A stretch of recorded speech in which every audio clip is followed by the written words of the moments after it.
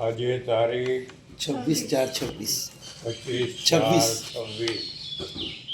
વૈદ્યનાથ મહાદેવની જય, સદગુરુ દેવ કી જય, નમઃ પાર્વતી પતે હર હર મહાદેવ. સમર્થ સ્વામી રામદાસજીએ ગૃહ ત્યાગ કર્યો. તેનું લક્ષ્ય મોક્ષ ન હતું, પણ પોતાના રાષ્ટ્રને વિદેશીઓની ગુલામીમાંથી મુક્ત કરવાનો હતો.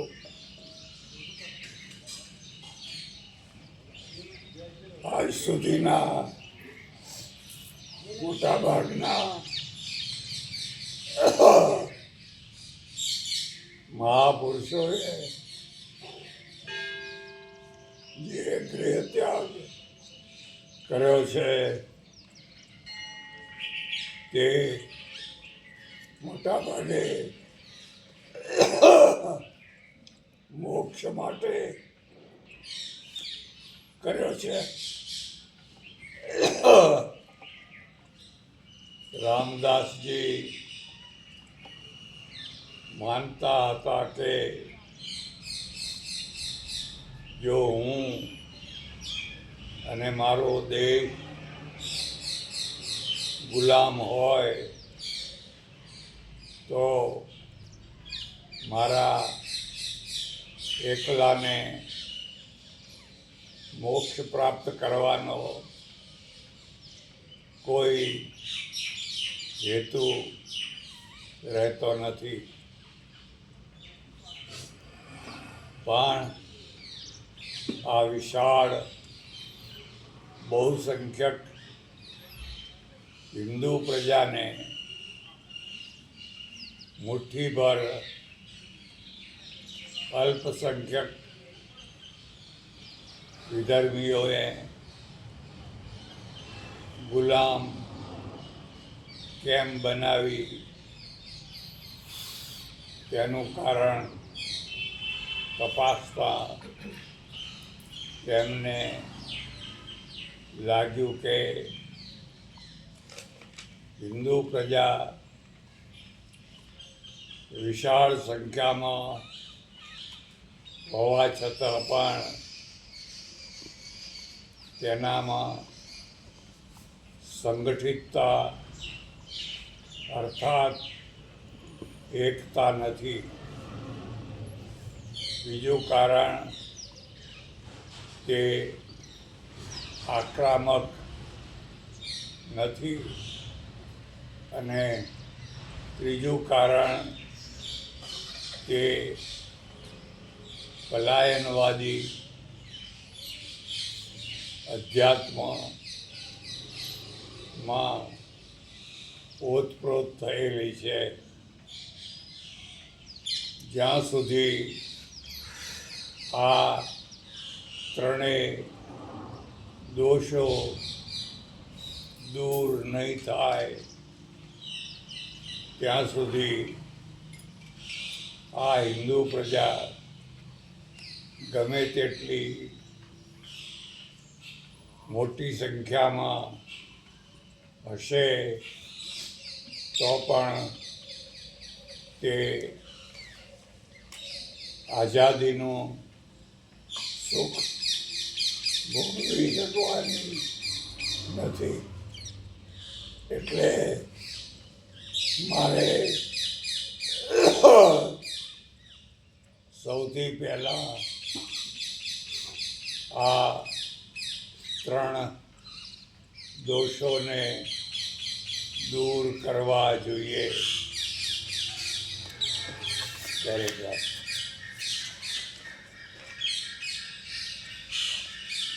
વ્યક્તિમાં ખાસ કરીને રાજકારણની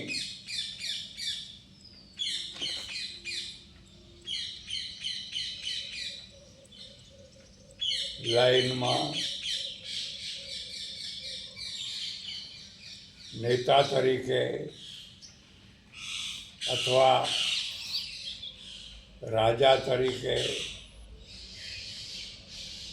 જેને સફળ જીવન જીવવું હોય તેનામાં બીજા બધા ગુણોની સાથે સંગઠન શક્તિનો મહાન ગુણ હોવો જોઈએ. ભગવાન શ્રી રામમાં બધા ગુણો હતા, તો પણ તેમણે વાનર સેના ઊભી કરી અને તેમાં એવું સંગઠન સ્થિર કર્યું કે એકે એક વાનર ભગવાન રામ માટે પ્રાણ આપવા તૈયાર થઈ જાય. છત્રપતિ શિવાજી મહારાજમાં પણ આ ગજબની શક્તિ હતી. તેથી તેમણે માવડા જેવી પછાત ગણાતી પ્રજાને પણ બહાદુર બનાવીને સંગઠિત કરીને લગભગ 252 જિલ્લાઓ ઉપર મોગલોને હરાવીને હિન્દુ રાષ્ટ્રની સ્થાપના કરેલી. આવી સંગઠન શક્તિ ના હોય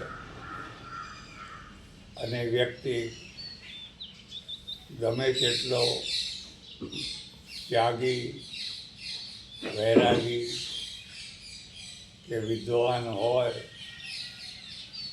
તો પણ તે કદી રાષ્ટ્રનું કે સમાજનું બહુ મોટું કામ કરી શકે નહીં.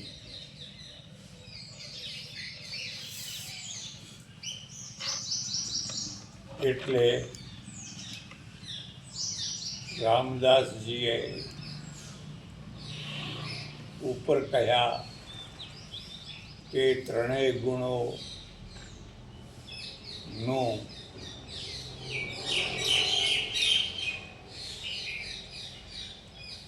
ગુણોની પ્રેરણા મળે તેવી એક ભવ્ય પ્રતિમાનું નિર્માણ કરવાનું નક્કી કર્યું.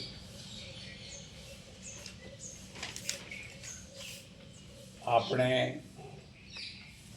હિન્દુ સનાતન ધર્મીઓ પ્રતિમા પૂજક છીએ. તેથી ગામે ગામ નાના મોટા મંદિરોમાં અનેક પ્રકારના દેવ દેવીઓની પ્રતિમાઓ રાખીએ છીએ. પણ બધી પ્રતિમાઓની એક સરખી પ્રેરણા નથી હોતી. વળી તે મોટા ભાગે પથ્થરમાંથી ઘડીને બનાવવામાં આવતી હોય છે, જે મોંઘી પડતી હોય છે.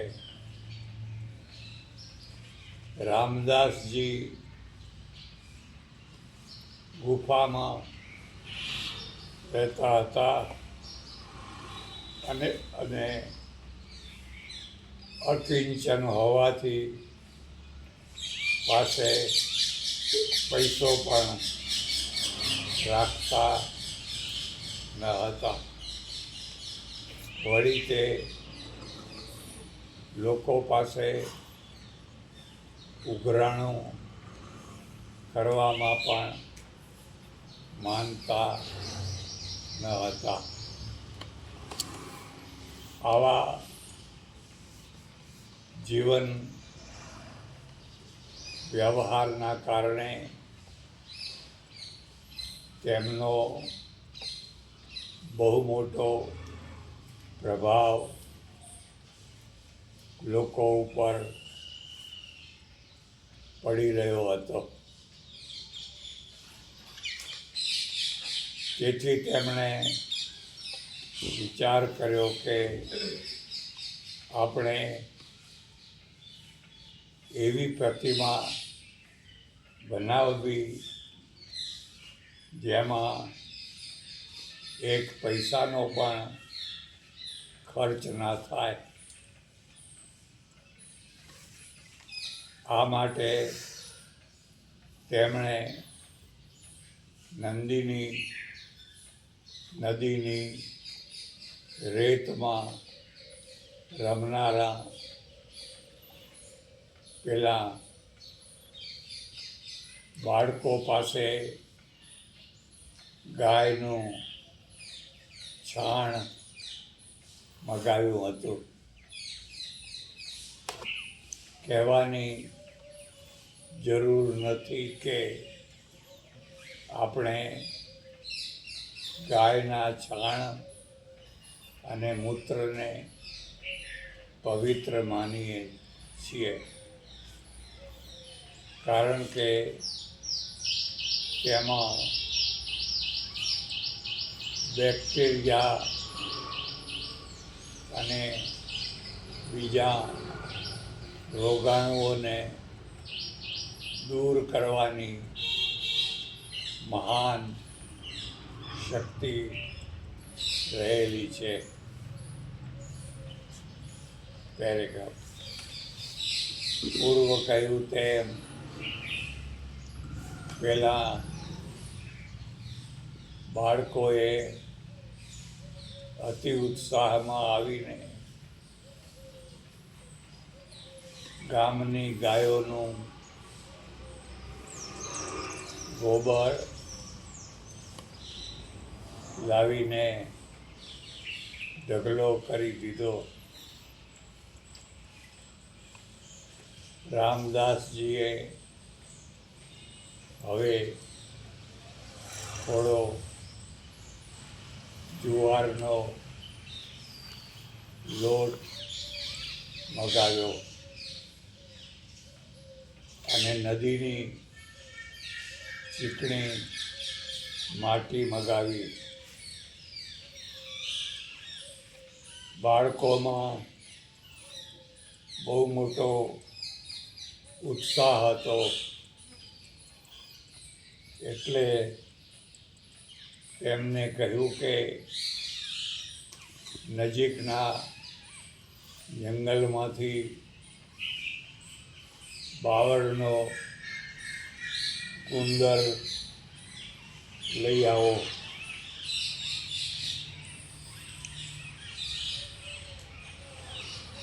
તરત જ બધા બાળકો નજીકના જંગલમાંથી સુંદર વીણી લાગ્યા.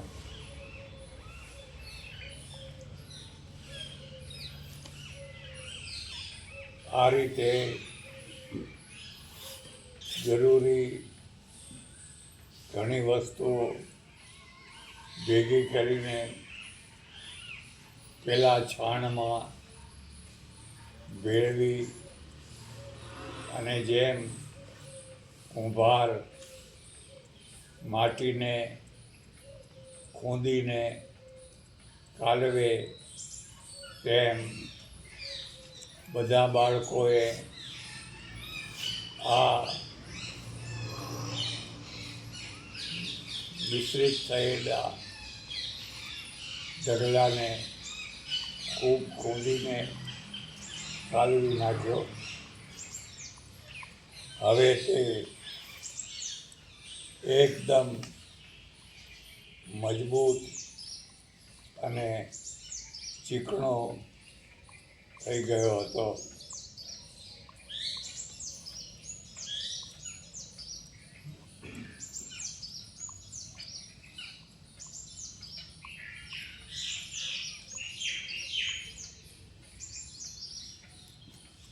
પછી રામદાસજીએ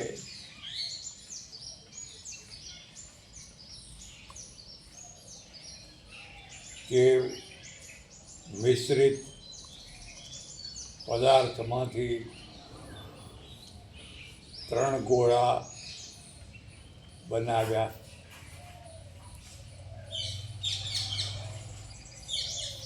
અને એકબીજા ઉપર મૂકીને સ્થૂળ રૂપ બનાવ્યું. પછી ધીરે ધીરે આંગળીઓથી તેને આકાર આપવા માંડ્યો. આકાર આપતા આપતા તે 3 ગોળા હનુમાનજી બની ગયા. આ રીતે વગર પૈસે તેમણે હનુમાનજીની વિશાળ પ્રતિમા બનાવી લીધી.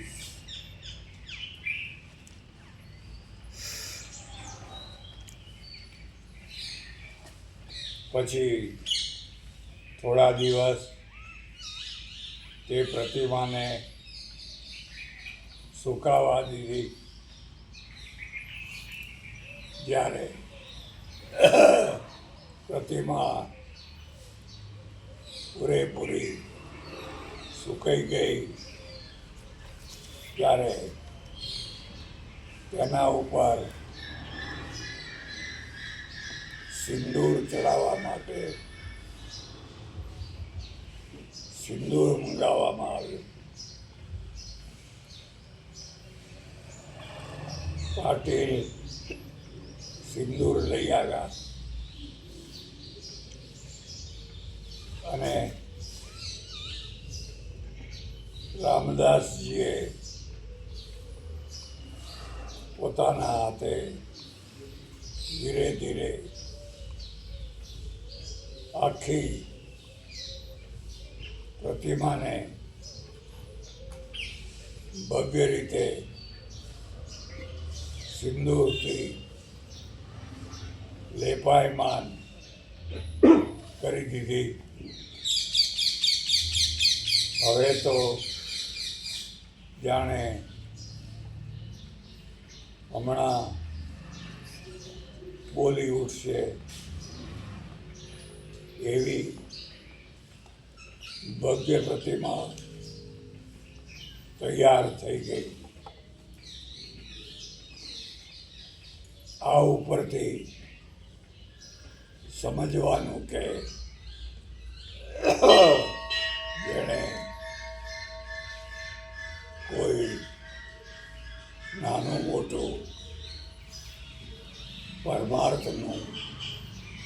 કે ધર્મનું કામ કરવું હોય તેણે પહેલા દિવસથી જ ફંડફાળો શરૂ કરવાનો નહીં, પણ જે સમયે જે તે વસ્તુઓ પ્રાપ્ત હોય તેમાંથી જ શરૂઆત કરવી. આવી નાની અને વિનામૂલ્યની શરૂઆત આગળ જતાં વિસ્તાર પામીને વિશાળ અને ભવ્ય થતી હોય છે. પણ જે લોકો પહેલેથી જ બૂમાબૂમ કરીને કે રોકકળ કરીને લોકો પાસે ફંડફાળો માગતા હોય છે, આવા લોકો સાધુના વેશમાં હોય તો પણ તેને માગણ સાધુ જ કહેવાય. રામદાસજી સાધુ હતા પણ માગણ સાધુ ન હતા, તેથી વગર પૈસે તેમણે આવી ભવ્ય પ્રતિમા બનાવી દીધી. હવે તેના મરાઠીમાં સ્તોત્રો રચીને રોજ આરતી પૂજા થવા લાગી.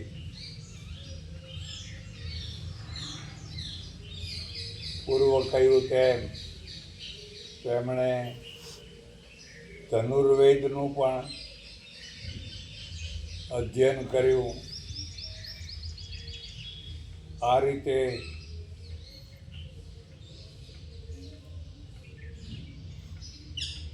બધા શાસ્ત્રો તેમણે તૈયાર કરી લીધા.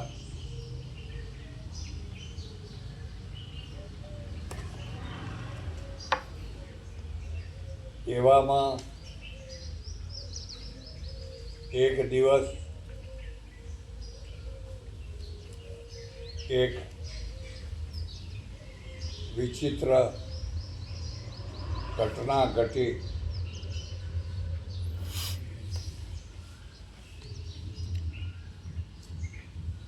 ઘટના એવી હતી કે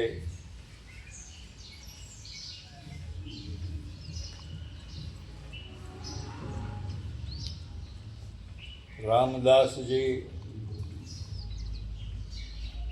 બપોર સુધી નંદિનીના પાણીમાં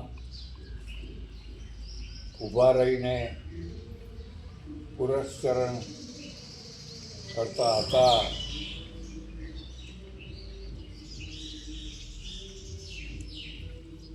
તે પુરસ્ચરણ કરીને બહાર નીકળ્યા.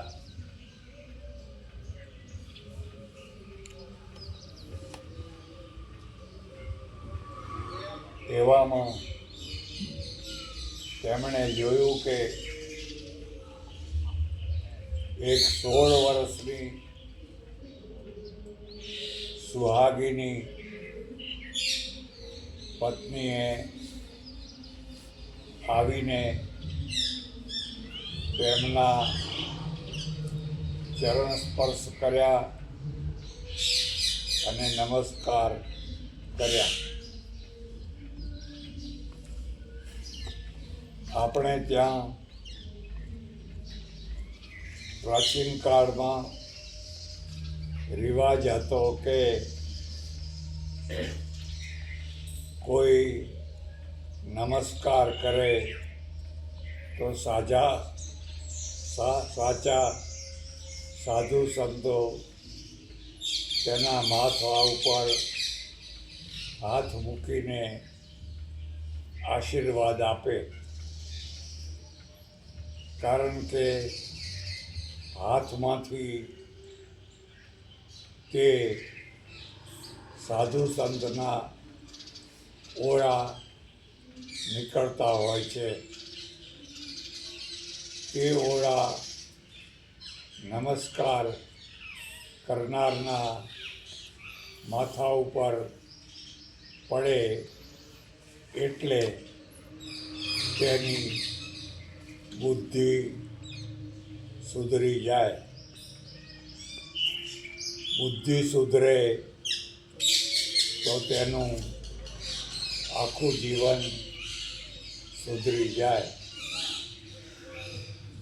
પણ શરત એટલી કે માથા ઉપર હાથ મૂકનાર સાચો સાધુ હોવો જોઈએ. જો ખોટો હોય તો ખોટા ઓળા ઉતરે અને સારી બુદ્ધિવાળો પણ ખોટી લાઈને ચડી જાય. પેરેગ્રાફ. રામદાસજીએ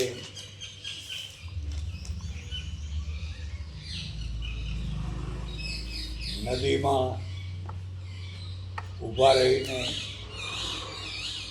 પુરસ્ચરણ કરેલા,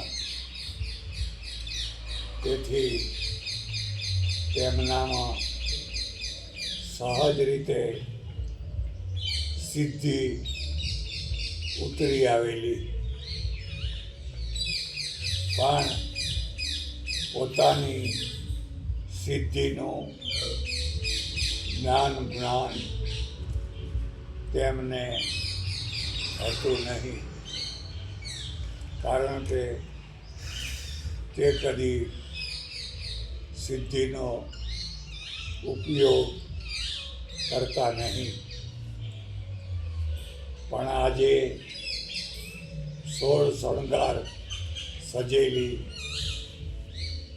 રૂપનો અંબાર એવી એક સુહાગણી સ્ત્રી આવીને પગમાં પડી ગઈ એટલે સહજ રીતે તેમના મનમાંથી આશીર્વાદ નીકળી પડ્યા. જા બેટા પુત્રવતી ભવ.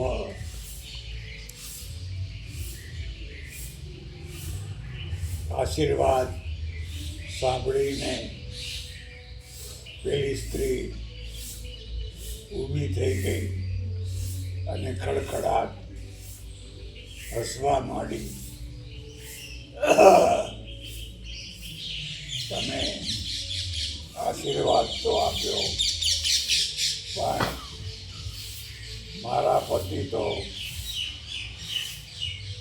દેવ પામ્યા છે અને હવે તેમને સ્મશાનમાં અંતિમ સંસ્કાર માટે લઈ જવામાં આવી રહ્યા છે. મારા પિયરની તીવ્ર ઈચ્છા હોવાથી હું તેમની પાછળ સતી થવા જઈ રહી છું.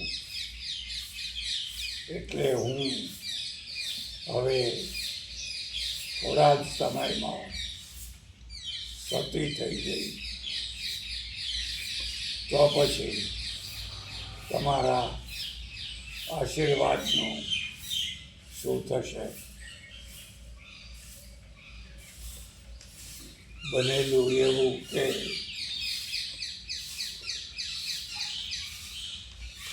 ગિરધર પંત નામના એક બ્રાહ્મણ કેટલાય દિવસથી ક્ષય રોગની બીમારીથી પીડાતા હતા. તેમની પાસે ઘણી મિલકત હતી, એટલે તેમનો નાનો ભાઈ તેમના મૃત્યુની રાહ જોઈને બેઠો હતો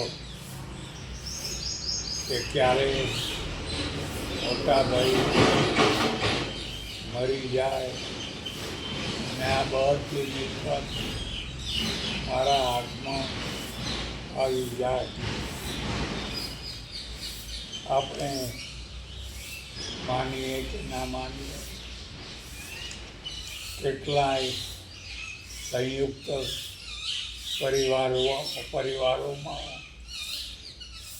આવા ભાઈઓ અને સગાઓ રહેતા હોય છે, જેમની નજર પોતાના વડીલ ઉપર નહીં પણ વડીલની મિલકત ઉપર રહેતી હોય છે.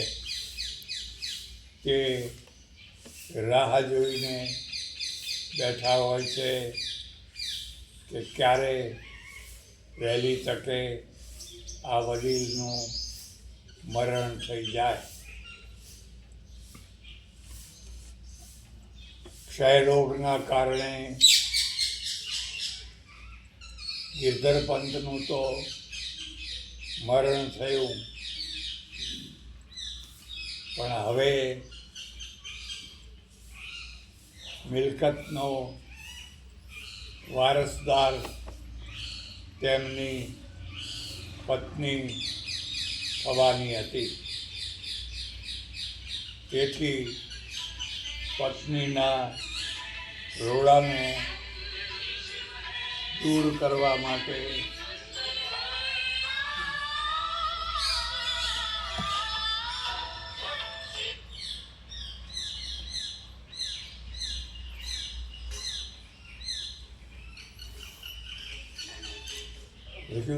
દૂર કરવા માટે દિયરે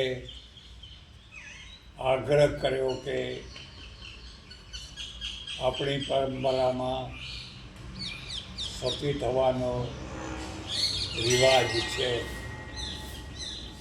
માટે હે ભાભી, તમે પણ સતી થઈ જાઓ.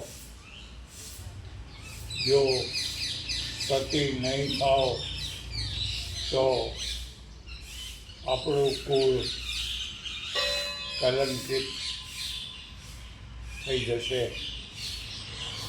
એટલે વારંવાર આગ્રહ કરીને ભાભીને સતી થવા માટે તૈયાર કરવામાં આવ્યા. પણ રિવાજ એવો હતો કે સતી થનારી સ્ત્રી છેવટના 16 શણગાર સજી લે, કારણ કે પછી તેને શણગાર કરવા માટે જીવતા રહેવાનું નથી. આવી જ રીતે જૈન ધર્મમાં જ્યારે કોઈ કન્યા સાધ્વીની દીક્ષા લેવાની હોય છે, ત્યારે તેને પણ ખૂબ શણગારીને ભવ્ય વરઘોડો કાઢવામાં આવે છે. કારણ કે તે પછી તેના બધા શણગાર ઉતારીને માથું મુંડન કરાવીને કદરૂપા રૂપમાં જીવવાનું હોય છે. એટલે આ સ્ત્રી 16 શણગાર સજીને પતિની પાછળ સતી થવા જઈ રહી હતી. સાથે ડાઘુઓનું મોટું ટોળું અને ઢોલ નગારા વગાડનારા પણ હતા. પણ આ સ્ત્રી ઉચ્ચ સંસ્કારી કુટુંબમાંથી આવતી હતી. એટલે તેણે નક્કી કર્યું કે બળી મરતા પહેલાં કોઈ સાચા સાધુ સંત હોય તેને નમસ્કાર કરી લઉં. અને આખું ગામ જાણતું હતું કે ગુફાની અંદર રહેનારા રામદાસજી બહુ મોટા તપસ્વી અને વજ્રાનંદી હતા. તેથી તેમને નમસ્કાર કરવા આ સ્ત્રી આવી. યોગાનું યોગ રામદાસજી પુરસ્ચરણ પૂરું કરીને નદીમાંથી બહાર નીકળ્યા. જ્યારે વ્યક્તિ કોઈ સાચી સાધના કરીને નિવૃત્ત થતી હોય છે ત્યારે તેનામાં અલૌકિક ભાવ આવી જતો હોય છે અને બધા દુર્ભાવો દૂર થઈ જતા હોય છે. સામાન્ય રીતે સામાન્ય માણસોને લગભગ 24 કલાક દુર્ભાવો જકડીને દુઃખ દેતા હોય છે. આને ભાવ દુઃખ કહેવાય. જેટલા ખોટા વિચારો વધારે આવે તેટલું જ ભાવ દુઃખ વધારે થાય. અને આવા ખોટા વિચારો બંધ થઈને સારા વિચારો આવવા લાગે તેને ભાવ સુખ કહેવાય. ભાવ સુખ જેવું બીજું કોઈ સુખ નથી. જેને ભરપૂર ભાવ સુખ મળતું હોય તે આપોઆપ સદ્ગુણી અને સત્કર્મી થઈ જતો હોય છે. પેરેગ્રાફ. ભાવ સુખથી તરબોળ થયેલા રામદાસજીએ પેલી સ્ત્રીના માથા ઉપર હાથ મૂકીને બોલી ગયા કે બેટા પુત્રવતી ભવ. પણ પછી ભાન થયું કે અરે રે મારાથી આ શું થઈ ગયું. આ સ્ત્રીનો પતિ તો ટીબીના રોગમાં મૃત્યુ પામ્યો છે અને તેના મરદાને ચિતા ઉપર ગોઠવી દેવાયું છે. આ સ્ત્રી તેની સાથે ચિતા ઉપર બેસે અને ચિતાને અગ્નિ લગાડવામાં આવે એટલી જ વાર છે. ડાઘુઓ ઉતાવળા થયા છે. મોટા ભાગે આજે પણ સ્મશાન યાત્રામાં જનારા ડાઘુઓ બહુ ઉતાવળા થતા હોય છે, કારણ કે સૌને પોતપોતાના કામે જવાની ઉતાવળ હોય છે. તેથી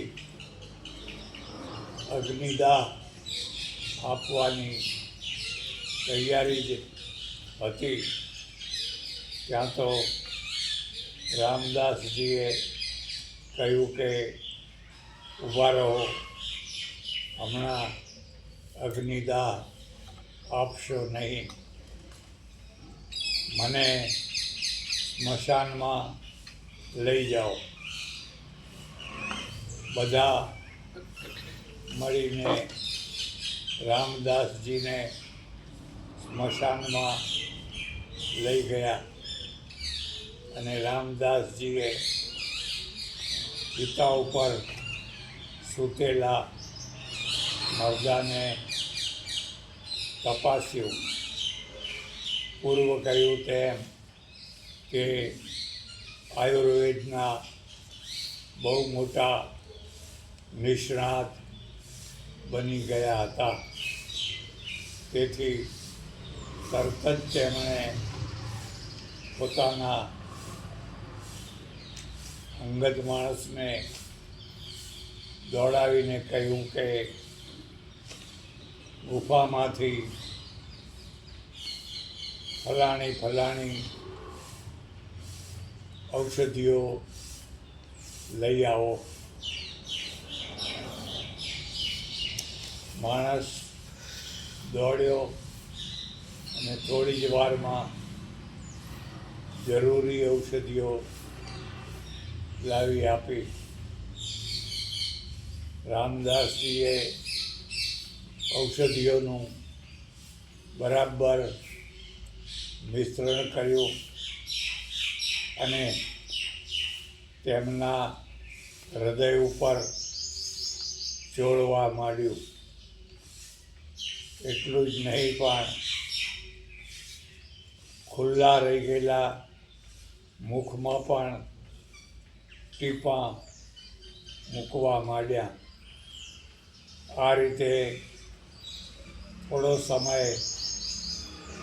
પ્રયત્ન કર્યો અને જોયું કે પેલા મરદાએ ધીરે ધીરે આંખ ખોલવા માંડી.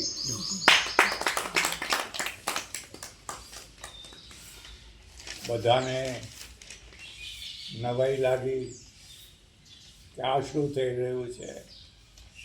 થોડી જ વારમાં પૂરેપૂરી આંખ ઉઘાડી અને ચારે તરફ જોવા લાગ્યો અને કહ્યું કે તમે મને અહીં કેમ લઈ આવ્યા છો? ડાઘુઓ તો હેરાન થઈ ગયા.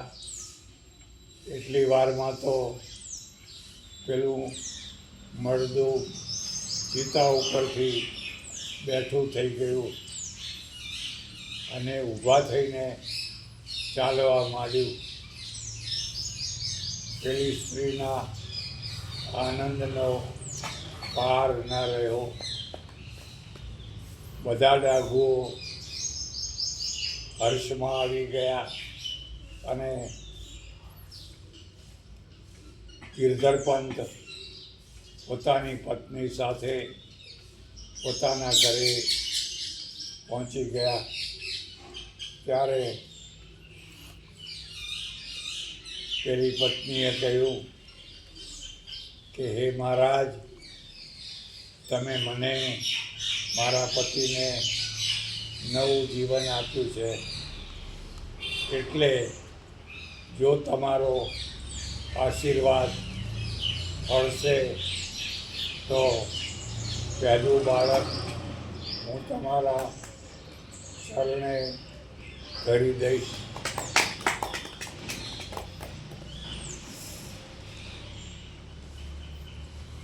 આ બધામાં પેલા દિયરનો ચહેરો ઉતરી ગયો હતો. તેને થયું કે હવે મને મિલકત મળવાની નથી. જોતામાં ગિરધર પંતનો ટીવી મટી ગયો. એટલું જ નહીં, પણ તેને એક નહીં પણ 2 બાળકો થયા. આ બંને બાળકોને લઈને પતિ પત્ની રામદાસજી પાસે ગયા અને કહ્યું કે તમારા આશીર્વાદથી હું 2 બાળકોની માતા થઈ છું, માટે આ બંને બાળકો હું તમને અર્પણ કરું છું. ત્યારે રામદાસજીએ કહ્યું કે મારે માત્ર એક જ બાળકની જરૂર છે. બીજું બાળક તું રાખી લેજે. જે બાળક રામદાસજીએ રાખ્યું તે આગળ જતાં ઉદ્ધવ બન્યું. બસ આજ જરા વહેલું પૂછ્યું. ગુરુદેવ કી જય. કનૈયા લાલ કી જય. ઈશ્વર મહાદેવ કી જય. મહારાજની જય. સ્વામી સચ્ચિદાનંદજી મહારાજની જય. પાર્વતીપતિ હર હર મહાદેવ. રામદાસ